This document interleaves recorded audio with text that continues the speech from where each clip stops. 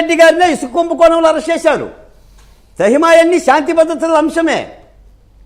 ఈ రోజున కోర్టుకు లొంగిపోతే వెంటనే బెయిల్ వస్తుందని నందిగాం సురేష్ గారు వెళ్ళారు. అది అమరావతి మహిళ మహాలక్ష్మమ్మ పెట్టిన కేసు. మళ్ళీ పోలీసులు కనుక కోర్టులో పెడితే సెక్షన్లు మార్చి రిమాండ్ విధిస్తారేమో మీరు గమనించారు లేదా? వెంకటకృష్ణ గారు నందిగాం సురేష్ వెళ్తా మన పుష్పసింహాలలాగే తనుకుంటూనే పోయాడు, పరుగెత్తుకుంటూ సీదాగా వచ్చేశాడు. ఏముంది ఇందులో కక్ష సాధింపు? మరి వైఎస్ఆర్ కాంగ్రెస్ పార్టీలో జగన్మోహన్ రెడ్డి గారు అట్లా అరెస్ట్ చేశారా?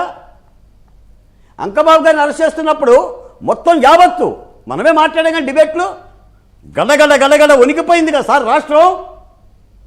కొల్లు రవీంద్రని అరెస్ట్ చేసినా, దేవినేని ఉమాని అరెస్ట్ చేసినా, అచ్చెన్నాయుడు గారిని అరెస్ట్ చేసినా, ధూళిపాల నరేంద్రని అరెస్ట్ చేసినా, రఘురామ కృష్ణరాజుని అరెస్ట్ చేసినా, లేదా మా డాక్టర్ సుధాకర్ని అరెస్ట్ చేసినా, డ్రైవర్ సుబ్రహ్మణ్యాన్ని చంపినా, ఏది సార్ మినిమం రిక్టర్ స్కేల్ ఏది?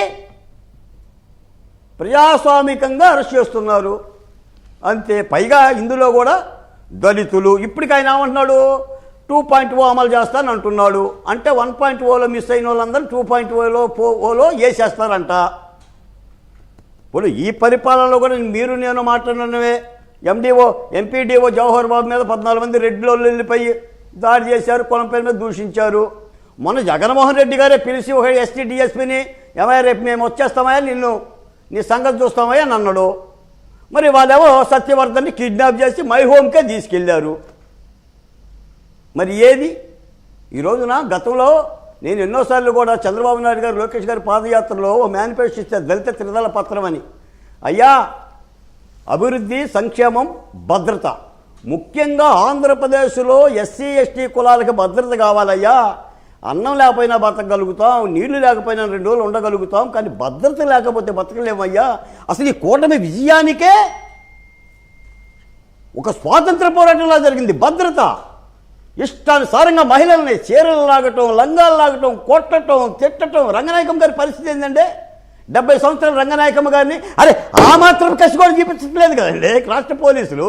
ఇంకెక్కడ ఉందండి? హాయిగా ఆయన చక్కగా నల్ల కారులో వచ్చాడు, జైలుకి వెళ్ళాడు. పరదాలు ఎందుకు కట్టారని మీరు అడుగుతున్నారు. పరదాలు కట్టకపోతే ఏను విజయవాడ సబ్ జైలు నుంచి మొద్దు సినిమాను తయారు చేస్తే వంశీ గారు, మరి మధ్యల సూరి అట్నే కదా పట్టాల రవిని హత్య చేయడానికి మొద్దు సీని రెడీ చేసింది.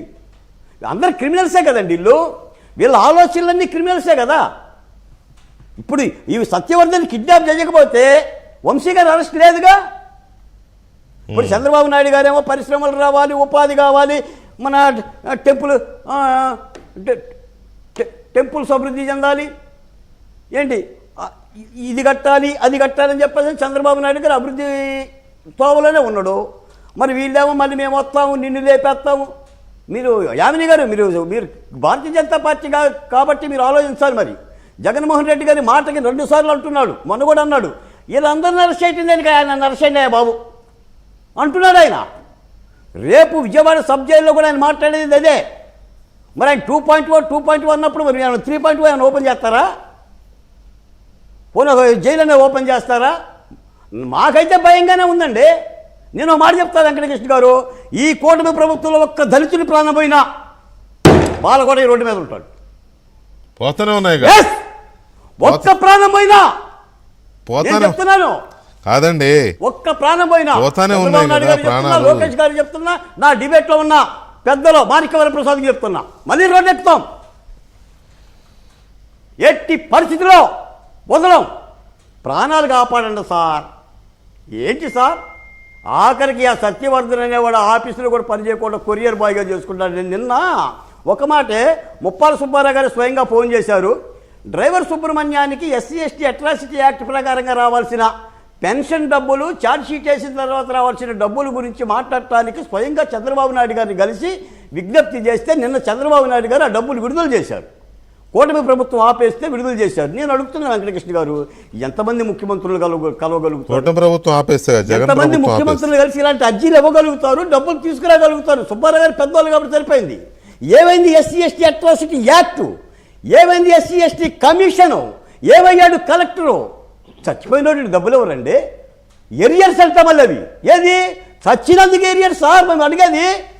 అదే కాదు మా బతుకు ఎలా అసలు ఉందంటే కాదు. వెంకటేష్ గారు అనక తప్పదు. ఇప్పుడు కాదండి. మీరు బాధపడ్డా ఎవరు బాధపడ్డా నేను అనక తప్పదు. మా పరిస్థితి ఎలా ఉంది కాదు ఇప్పుడు ఇది ఒక్కటే కాదు